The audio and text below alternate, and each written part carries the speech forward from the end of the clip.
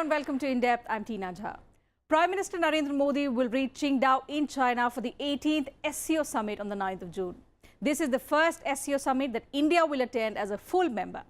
The two-day summit is likely to see India pitch for concerted regional and global action against terror networks and favour effective connectivity links to boost trade. India is also keen on deepening its security-related cooperation with the SCO and its regional anti-terrorism structure that specifically deals with issues relating to security and defence.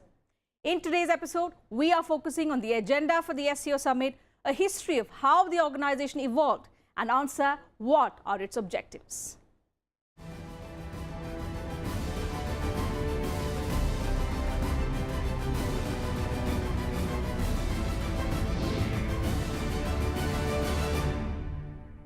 So Prime Minister Narendra Modi will be leaving for a two-day visit to China for the 18th edition of the Shanghai Cooperation Organization, that is the SCO Summit. India's focus at the summit will be on strengthening cooperation to fight terrorism, also improving connectivity among member countries and bringing peace and stability in the region. Qingdao in China's Shandong province, all set for the 18th Shanghai Cooperation Organization or the SCO Summit. It is the fourth time that the annual summit is being held in China. The city has been decked all over with banners and posters welcoming the delegates, and the streets are lined up with the flags of the participating nations. The SCO has 8 member states including India, 4 observer states and 6 dialogue partners. After being found nearly 2 decades back in 2001, the international organization now boasts of 8 full members, the latest entrants being India and Pakistan, that will participate as full-fledged SCO members for the first time. They were earlier the observer nations. The other full-fledged members are China, Russia, Kyrgyzstan, Uzbekistan, Tajikistan and Kazakhstan. Prime Minister Modi will attend the SCO Heads of States meeting in both the restricted as well as the extended formats. Apart from taking part in the SCO Summit, Prime Minister Modi will hold a bilateral meeting with Chinese President Xi Jinping on the sidelines on Saturday.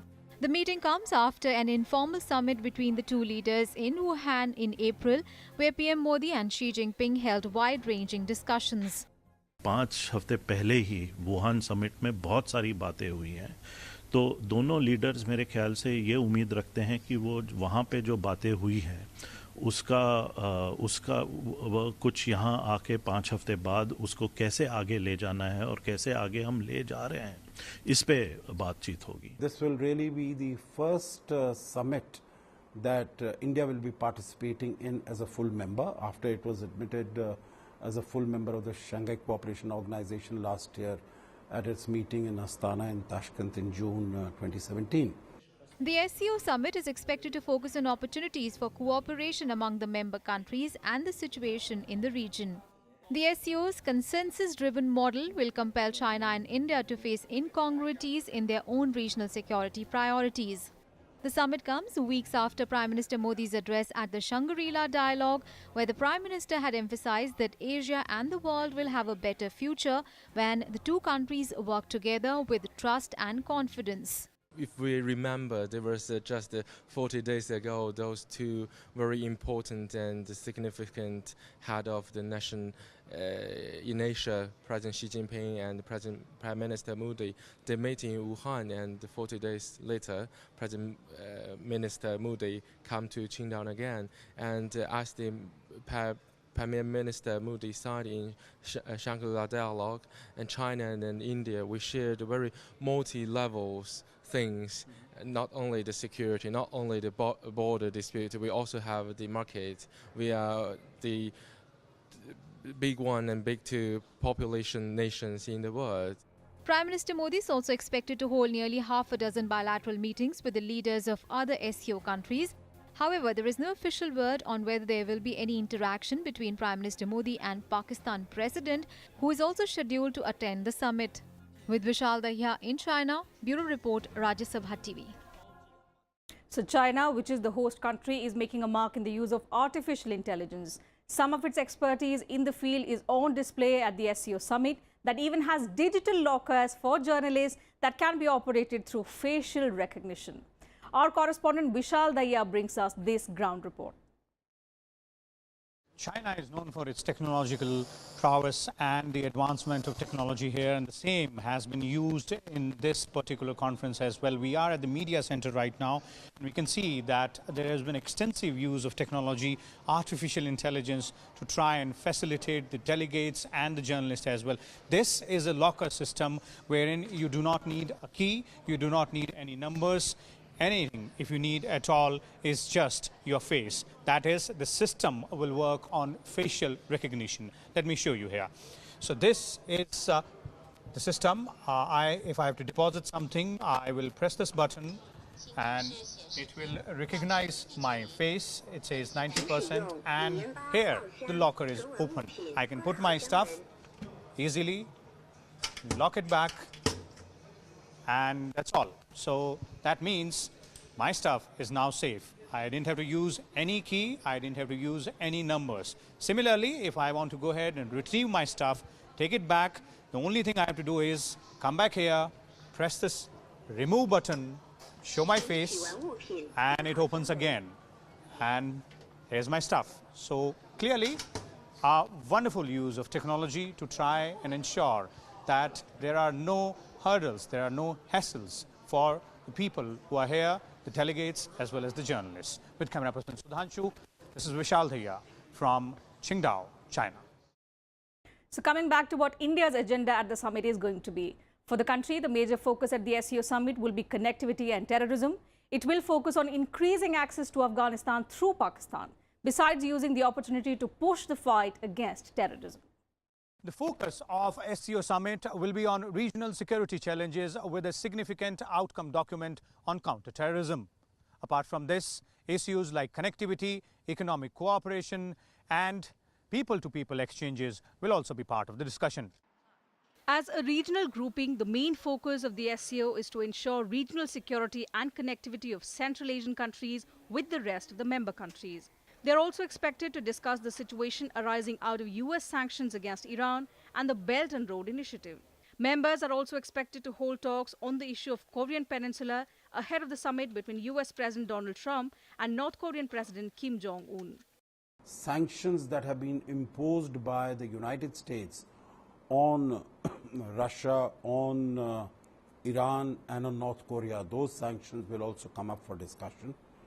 The situation in North Korea, in the North Korean Peninsula, that will also be an issue that will be discussed. What is happening, I think, as far as the West Asia is concerned, what is happening in Syria, what is happening as far as the nuclear deal, Iranian nuclear deal is concerned. For India, the major focus will be on connectivity and terrorism. India would focus on forging connectivity from India to Afghanistan through Pakistan. India will also use the opportunity to push the fight against terrorism. This will be the first SCO summit after India became a member in June 2017. Among other issues, the summit is expected to focus on opportunities for cooperation among SCO members and the situation in the region. It gives an opportunity for India to work together with other major powers of the region, Eurasian region, primarily Russia and China, and then with our friends like Uzbekistan, Kazakhstan, Kyrgyzstan, to make sure that the extremism, the religious fundamentalism, which is plaguing West Asia, which is plaguing Pakistan, which is plaguing so many other countries, is contained, is controlled in the Eurasian region. On the 9th of June, Prime Minister Modi will meet host Chinese President Xi Jinping, besides having short meetings with all heads of governments of all member countries. Such meetings are normally organized for a quick review of bilateral relations and also set the direction of deliberation of the SCO Summit. The Prime Minister will also address the plenary session and take part in a restricted session of the summit. Prime Minister's programming Qingdao includes participation in the welcome banquet hosted by the Chinese President Xi Jinping in the evening of 9th June 2018. The main day of the SCO Summit is 10th June. Prime Minister will attend the SCO Heads of States meeting in both the restricted as well as the extended formats. In addition, bilateral meetings of Prime Minister are planned on the sidelines of the summit. The SCO Summit is a forum which enables India to engage with the countries of Central Asia. The meeting with the Pakistani president is not on the agenda of Prime Minister Modi, despite the fact that Pakistan is the latest entrant at the summit with India. All members will sign a common declaration and agreement on the 10th of June at the end of the summit. Terror ज़रूर एक बड़ा हिस्सा होगा इसमें, और जो छिंगताओ से सबसे महत्वपूर्ण जो डॉक्यूमेंट निकलेगा इस समिट से, उसको छिंगताओ डिक्लेरेशन का नाम दिया जाएगा। तो छिंगताओ डिक्लेरेशन में मैं उम्मीद करता हूं कि काउंटर टेररिज्म के ऊपर, टेररिज्म के मुद्दे के ऊपर कुछ ना कुछ टिप्पणी ज़रूर होगी। The SCO summit comes in the backdrop of a trade war between China and the US, fresh sanctions against Russia, and the cancellation of a nuclear deal between US and Iran. India will raise the issue of multipolarity and reforms in the UN system, also the scope of political unanimity among the member countries. It will be interesting to see how China responds to the situations in the region, especially on the issues of terrorism and balance of power. SCO Summit is taking place at a time when Malabar exercise is going on. India, Australia, Japan and America are talking in the form of Quad, and Pakistan has entered in the SCO Summit for the first time as full member. It will be interesting to see that how India pushes forward the issue of terrorism and also how India-China relationship is being redefined. Akhilesh Suman for Rajya Sabha Television with camera person Dusmanta in Delhi. Time for a very short break on the program. We'll be right back.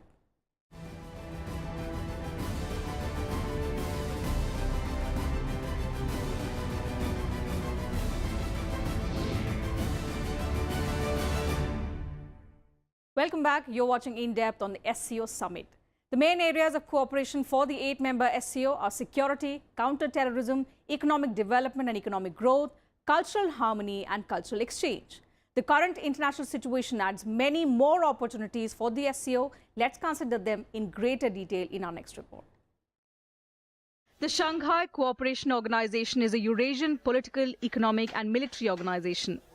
It grew out of the Shanghai Five that was founded in 1996 with China, Russia, Kazakhstan, Kyrgyzstan and Tajikistan as its original members.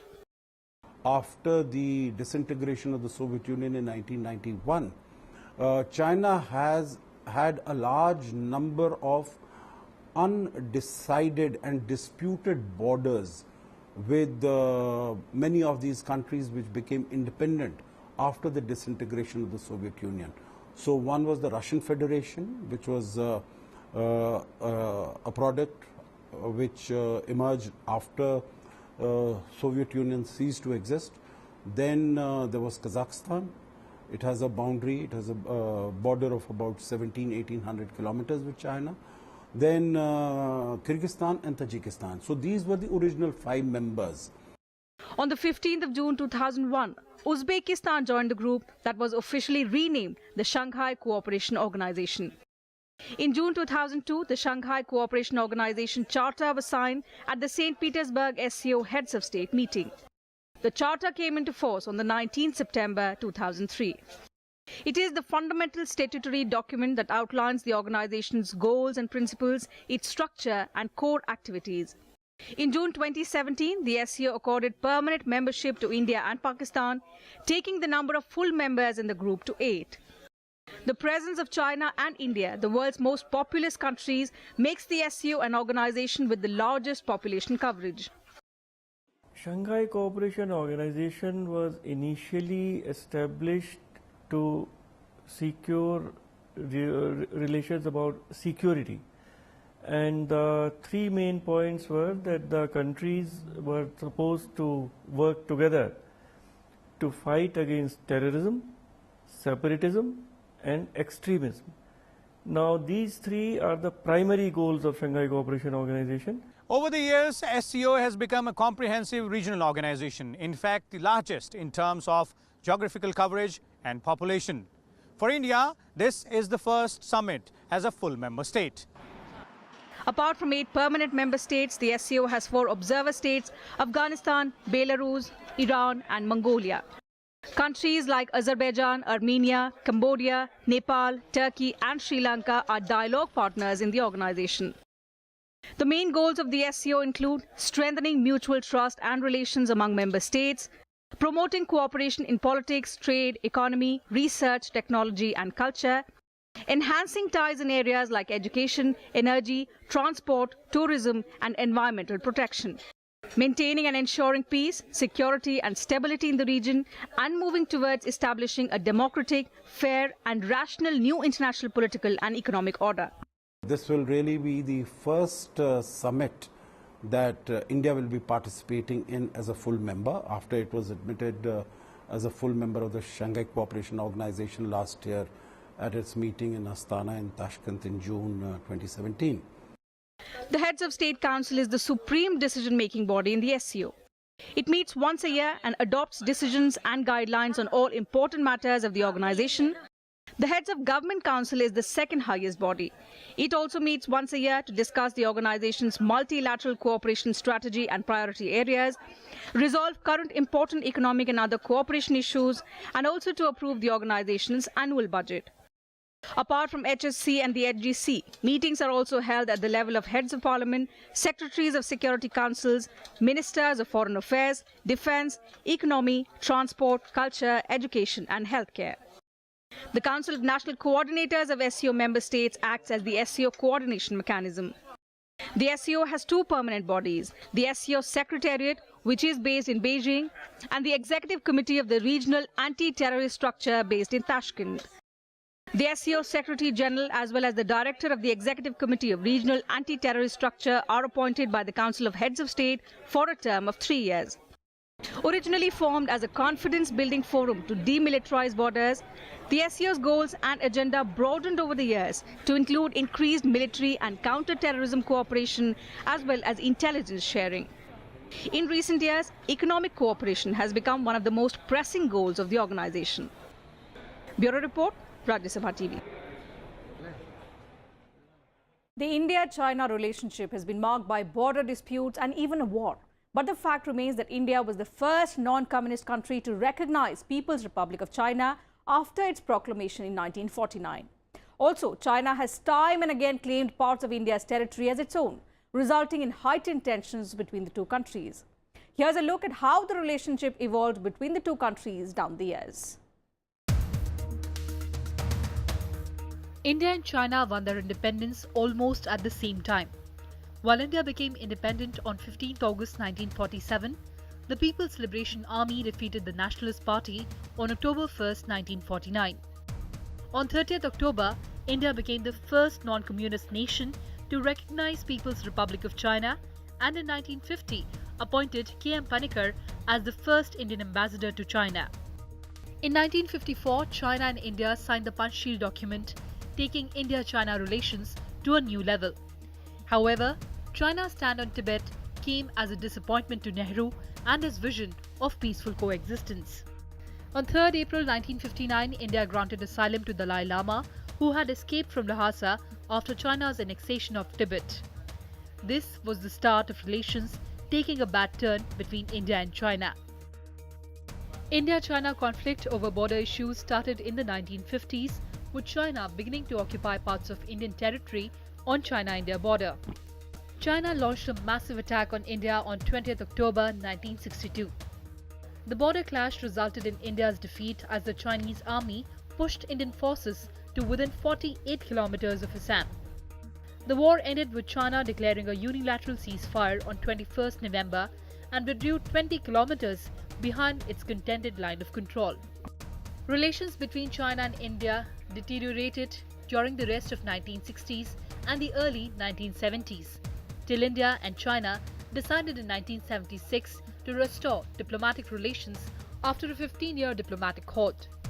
Relations started to thaw in December 1988 with the visit of then Prime Minister Rajiv Gandhi to China. Several agreements on economy, trade, science and technology were signed during this visit.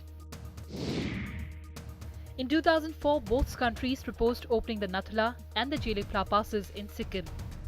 In the same year, bilateral trade surpassed the $10 billion mark for the first time ever. In April 2005, Chinese Premier Wen Jiabo visited Bangalore to push for increased India-China cooperation in high-tech industries. In 2006, China and India reopened the Nathula Pass for trading after 44 years. In 2010, Wen Jiabo, accompanied by 400 Chinese business leaders, visited India to boost trade between the two countries. 中印同为文明古国，也互为重要邻国。那么，而且呢，都是10亿以上人口级别的大国。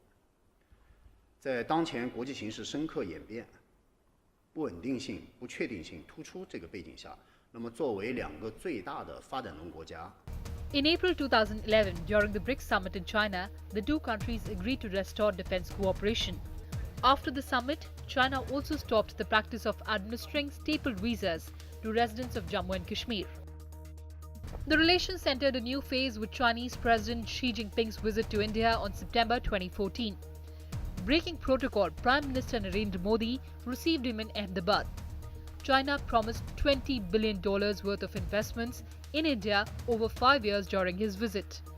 In May 2015, Prime Minister Modi visited China to further boost the bilateral relations. Bureau Report, Rajya Sabha TV.